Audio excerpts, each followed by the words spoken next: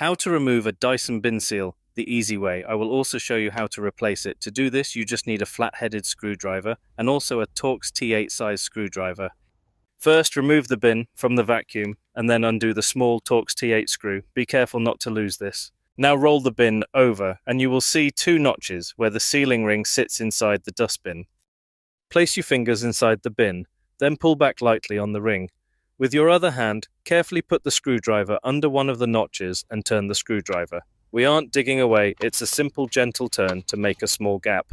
Then do the same on the other, and you can then pull the ring out. Now this ring is fine, yours may be broken and perhaps you are replacing it. So now let's get your new ring and put into the bin, screw hole first. Now place the palm of your hand over the ring and simply push it back into place. Finally, tighten up the small screw and that's your Dyson bin seal repair complete.